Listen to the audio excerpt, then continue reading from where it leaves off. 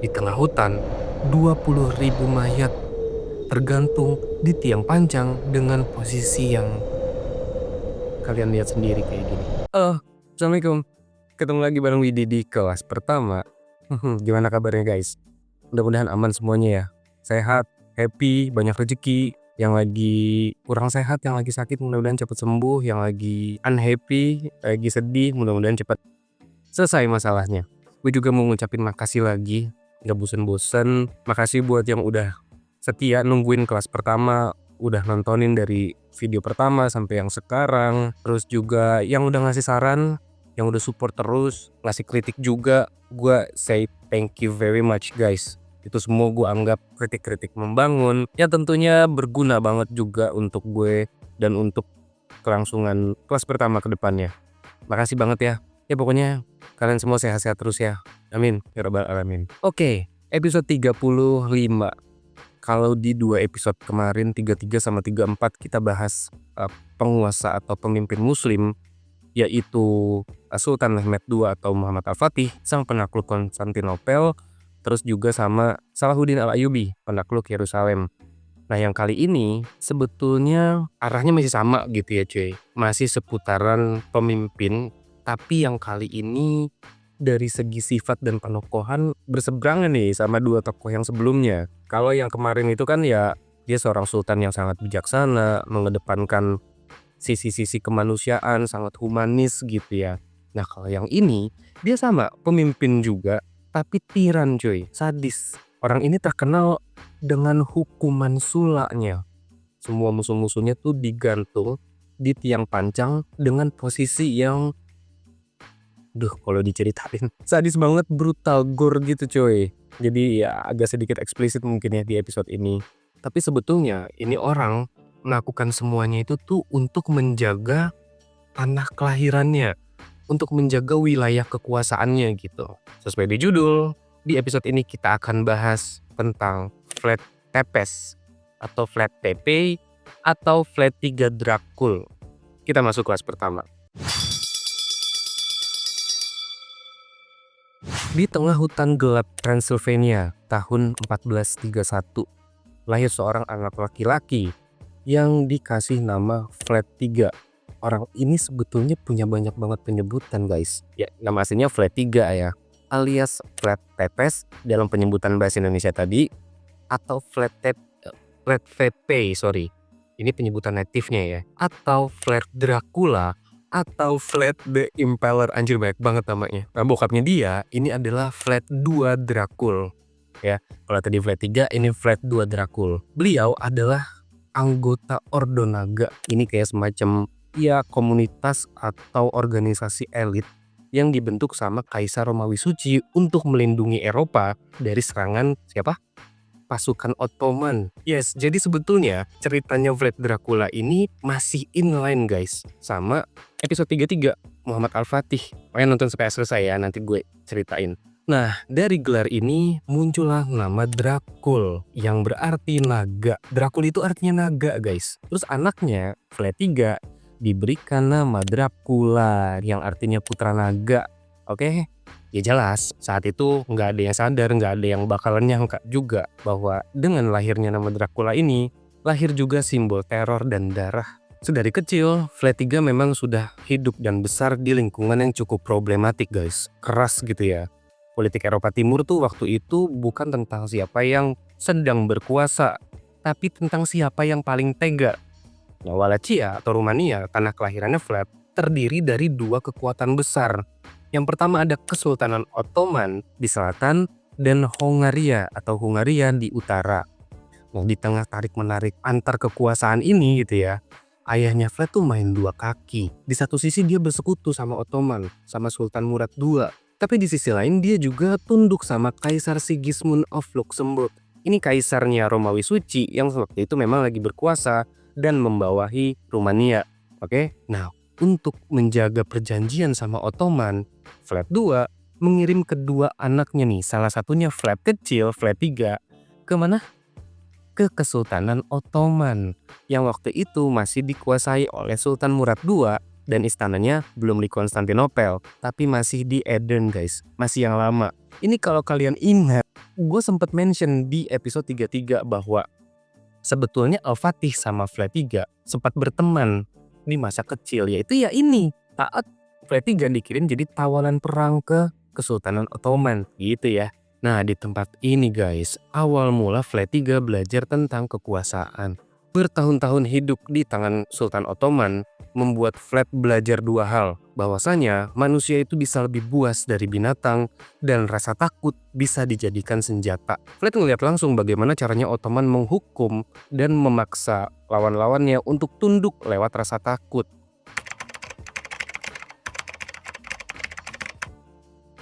Tapi ya Flat di sana juga belajar tentang kedisiplinan, terus berstrategi, dan cara berpikir layaknya penguasa. Tapi guys, di waktu yang bersamaan, di Wallachia, ayah dan kakaknya Flat 3 yaitu Mirsya II atau Mirsya II dihabisi oleh bangsawan pendukungnya sendiri. Nah, waktu kabar ini sampai ke telinganya, Flat 3 yang awalnya cuma anak kecil tahanan politik biasa gitu ya, berubah jadi sesuatu yang lain. Dendamnya waktu itu udah bukan lagi soal keluarga, tapi bagaimana caranya membalas dunia dengan rasa takut yang sama. Kita masuk tahun 1448. Setelah bertahun-tahun jadi tahanan politik, akhirnya Flat 3 dibebasin guys. Tapi memang masih jadi perdebatan ya tentang tahun dibebaskannya Flat 3 nih dari Ottoman. Tapi kebebasan ini dikatakan bukan hadiah cuy, melainkan ya hasil dari pertukaran kepemimpinan atau kekuasaan di Wallachia. Ayahnya, Flat II Dracul, dihabisi karena dianggap berkhianat setelah berpihak ke Ottoman. Yang paling sadis kakaknya nih, Mirsya II. Dia dihabisi dengan cara dikubur hidup-hidup dan matanya ditaburi. Gue nggak kebayang ya gimana. Tapi ya begitu guys, memang catatan kronik yang berhasil gue temuin. Dan sewaktu Flat sampai di Wallachia, dia udah nggak nemuin lagi tuh sosok keluarga. Yang tersisa cuma darah, wilayah atau tanah, dan kebencian yang udah nggak bisa dibendung lagi. Di tanah kelahirannya sendiri, kekuasaan tuh udah kayak permainan politik aja gitu guys. Dan nyawa diibaratkan mata uang yang harganya murah. Flat sadar nih, kalau dia mau bertahan di dunia yang modelannya kayak gini, dia nggak bisa main aman. Mulai tuh Flat nyusun rencana untuk mendekati sekutu barunya di Moldavia, sekarang Moldova ya. Terus juga mencari cara untuk merebut tahta yang saat itu dipegang sama Vladislav II, musuh lama keluarganya nih. Tapi di sini guys, Flat bukan betul-betul ingin naik tahta gitu ya, bukan benar-benar untuk merebut tahta. Dia cuma mau balas dendam dengan cara yang orang-orang gak bakal bisa lupain. Di kepala Flat, kekuasaan bukan cuma sekedar kehormatan guys. Lebih dari itu, kekuasaan bisa dijadikan sebagai alat untuk membalas setiap pengkhianatan yang dia alami sedari kecil. Dari sini muncul aura lain dari dirinya. Flat mulai dikenal sebagai orang yang punya dua kepribadian, diplomatis di depan tapi brutal di belakang. Nah, banyak yang bilang pengalamannya beliau waktu dikurung atau ditahan di Ottoman inilah yang membuat Flat bisa berpikir ala-ala penguasa guys. Ya, dingin, kalkulatif, tapi nggak kenal belas kasih atau nggak kenal ampun. Tapi bedanya, Flat nggak mau jadi sultan, dia nggak perlu kedudukan itu gitu ya. Dia cuma pengen dunia ini tunduk sama dia, bukan karena hormat, tapi karena takut. Pengen di Bells, kalian ada yang inget sesuatu? Kalau di episode kemarin, Salahuddin Al-Ayyubi, beliau ini dikatakan memang dihormati. Banyak pengikutnya yang tunduk karena memang respect gitu guys, karena hormat, bukan takut. Tapi Flat ini sebaliknya, dia nggak butuh dihormatin, dia nggak butuh disegenin sama orang-orang. Dia cuma pengen orang-orang tuh takut sama dia. Masih di tahun yang sama, Flat ngelihat ada kesempatan nih di depan matanya. Waktu itu, Kesultanan Ottoman membantu dia untuk merebut tahta Wallachia dari tangan siapa? Vladislav II. Ini Kaisar Hungaria yang waktu itu megang Wallachia nih. Nah, dari beberapa artikel sejarah yang berhasil gue temuin ya guys, Flat 3 tuh berhasil ngerebut tahta Wallachia 3 kali semasa hidupnya nih ya. Nah, yang pertama ini sayangnya cuma berlangsung 2 bulan doang. Karena kubunya Vladislav II beserta dengan ya pasukan-pasukannya dan beberapa support dari pihak lain balik ke Wallachia untuk nge-buyback, untuk ngerebut balik nih kekuasaannya. Nah, saat itu Flat 3 kabur ke Moldavia, sekarang Moldova. Nah, di pelariannya ini dia udah kayak hidup nomaden gitu ya, nggak menentu arah gitulah. Kadang tidur di istana, kadang di biara, tapi kadang juga di tengah hutan. Dan dari kejadian inilah Flat 3 belajar satu hal penting cuy, bahwa kesetiaan itu nggak pernah abadi. Dia ngeliat sendiri dengan mata kepalanya bagaimana para bangsawan ini dengan mudahnya mengkhianati pihak-pihak lain gitu ya. Maksudnya tuh ya dengan mudahnya berbalik arah atau ganti pihak gitu. Dari sini Fred berpikir kalau orang-orang aja bisa dengan mudahnya berkhianat, maka satu-satunya cara untuk bisa bikin mereka tunduk atau takluk gitu ya, yaitu dengan membuat mereka takut. Dari ide inilah guys, filosofi atau cara kepemimpinannya Vlad mulai kebentuk. Bukan dengan kemanusiaan, no. Tapi dengan rasa takut yang mana bisa membuat orang-orang ini berpikir ribuan kali untuk melawan. Ketika waktu kembali berpihak ke dia, Vlad balik nih ke Transylvania lalu ngumpulin pasukan. Dan pelan-pelan dia juga ngebangun reputasinya sendiri. Dari sini gaya kepemimpinannya Vlad III Dracul mulai kelihatan guys. Dia disiplin ekstrim dan memberlakukan hukuman mati bagi para pencuri, pemerkosa, dan pengkhianat tanpa kompromi. Tapi kalian tahu apa? Di saat itu, walaupun banyak rakyatnya jadi ketakutan gitu ya karena kebijakan-kebijakan tadi, di sisi lain mereka juga mulai ngerasa aman. Menurut Vlad, yang ada di dalam kepalanya, ketakutan itu bukan kejahatan, tapi bagian dari mekanisme pertahanan. Kita masuk tahun 1456. Di sini Vlad balik lagi ke Wallachia dan berhasil ngerebut tahta untuk yang kedua kalinya. Ya waktu itu masih dipegang sama Vladislav II guys.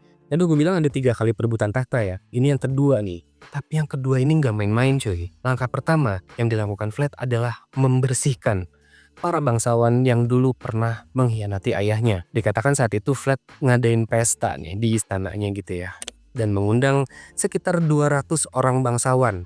Jadi 200 tamu undangan nih. Datang nih deh ya para tamu ini terus dijamu sama Vlad. Nah di tengah jamuan makan ini atau di tengah pesta, Vlad memerintahkan pasukannya untuk menghabisi sebagian atau setengah dari tamu undangan. Saat itu juga guys, dihabisi nih sekitar ya kurang lebih mungkin ada 100 orang ya. Sisanya gimana Wid?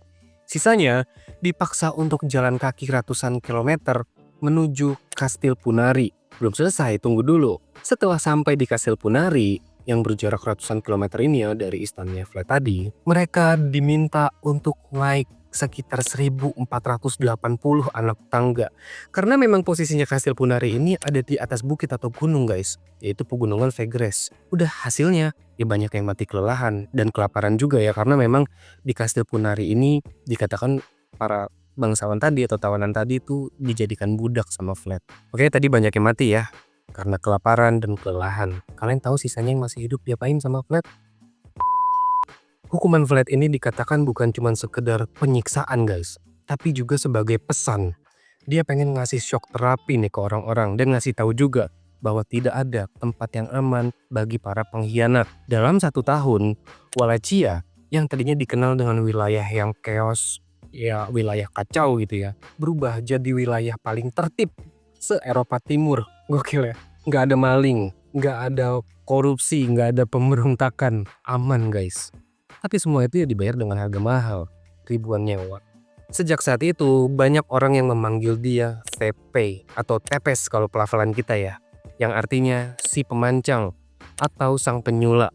Ini bukan panggilan hinaan ya, melainkan warning atau peringatan. Vlad berhasil membangun sistem pemerintahan yang kuat, tapi fondasi dasarnya bukan hukum, melainkan rasa takut yang sangat amat efektif. Sayangnya, situasi aman dan tenang ini nggak berjalan lama cuy. Tahun 1461, Ottoman menagih upeti ke pemerintahannya Vlad ke Wallachia. Lah kok minta pajak, kok minta upeti? Iya, karena Ottoman menganggap mereka udah ngebantuin Vlad untuk ngerebut tahta Wallachia. Jadi ya lu bayarlah gitu ya. Tapi kalian tahu apa guys? Ditolak mentah-mentah sama Vlad. Gue nggak mau bayar, intinya gitu ya. Nah waktu itu utusan Ottoman yang datang untuk nagih pajak tadi, nagih upeti, menolak untuk ngebuka penutup kepala. Jadi mereka kayak pakai baju kesultanan gitu ya, baju zirah, terus ada tutup kepalanya gitu. Nah ini mereka nggak mau ngebuka, dan Vlad menganggap ini sebagai sebuah penghinaan. Kalian tahu, Vlad memerintahkan anak buahnya, nih gila Gorjay, dia memerintahkan anak buahnya untuk penutup kepala ini sampai ke utusan Ottoman. Dan akibatnya jelas ya, perang nggak bisa dihindari lagi. Berita ini sampai dong ke telinganya Sultan Mehmed II Al-Fatih yang waktu itu memimpin. Jadi udah bukan Murad II lagi guys. Dan kalian tahu responnya? Jelas murka. Tahun 1462, Al-Fatih bersama dengan pasukannya berangkat langsung ke Wallachia. Saat itu dikatakan Al-Fatih membawa dekat ke 90.000 atau 100.000 pasukan untuk nyerang langsung ke istananya Vlad III Dracul. Nah waktu itu Vlad udah tahu, dia udah ya udahlah ini pasti gue bakal diserang gitu ya, dan udah prepare juga. Tapi prepare-nya bukan nyiapin pasukan guys. Di beberapa narasi pasukannya Vlad III Dracul tuh nggak banyak, dikatakan cuma 7.000 orang. Ya jelas kalah telak lah ya. Tapi Vlad III Dracul melawan pasukan Ottoman dengan cara gerilya atau teror psikologis. Dia ngebakar ladang, terus sumur-sumur dikasih racun, dan masang perangkap di seluruh rute musuh yang sekiranya bakal dilalui pasukan Ottoman. Long story short, pasukan Ottoman sampai nih di wilayah Wallachia ya. Dan sewaktu mereka masuk ke wilayah yang bernama Targoviste, mereka menemukan sebuah pemandangan yang sadis guys. Ini brutal banget. Di tengah hutan, 20.000 tergantung di tiang panjang dengan posisi yang kalian lihat sendiri kayak gini. Ini bukan cuma strategi perang cuy, tapi ini juga teater rasa takut. Vlad paham banget ya, ya silahkan aja lu bawa pasukan yang banyak puluhan ribu, ratusan ribu.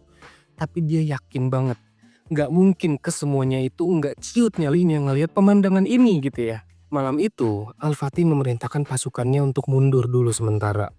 Fatih sadar bahwa yang akan dia hadapi ini bukan orang sembarangan guys. Dia adalah simbol teror yang gak bisa dikalahin cuma pakai pedang. Bahkan ada nih kronik yang mencatat bahwa saat Al-Fatih ngelihat mayat-mayat ini gitu ya, dia bilang bagaimana mungkin seorang manusia bisa melakukan hal sekeji ini kepada sesamanya. Di balik kekuasaannya Vlad III muncul nih bayangan lama, Radu Shelfrumos atau Radu Sirupawan. Ini adalah adiknya Vlad yang dulu mereka berdua dikirim sama ayahnya Vlad II ke Ottoman untuk dijadikan apa? Tahanan politik, betul. Tapi yang berbeda dengan Vlad III guys, yang keras kepala gitu ya. Sebaliknya Radu ini justru tunduk dan jadi anak kesayangannya Sultan Murad II. Nah sekarang Radu juga dijadikan alat politik Ottoman untuk menggulingkan tata abangnya sendiri. Udah dikatakan dua bersaudara ini berperang gitu ya. Tapi ini bukan cuma perkara perebutan wilayah aja guys. Lebih dari itu, ini perkara ideologi. Radu Shelfrumos datang dengan diplomasi dan janji kemakmuran. Sedangkan Vlad yang kita tahu ya, bertangan besi. Nah di sini rakyat jadi kepecah belah guys. Terbelah jadi dua kubu. Sebagian menginginkan kemakmuran, stabilitas gitu ya, karena udah capek juga mereka kan. Tapi sebagian yang lain masih setia karena takut. Namun ini keuntungan bagi Radu karena di tengah konflik atau kondisi politik yang makin memanas, pasukannya Vlad udah mulai kelelahan, udah mulai capek mereka. Dan pelan-pelan kekuasaannya Vlad III Dracul mulai melemah.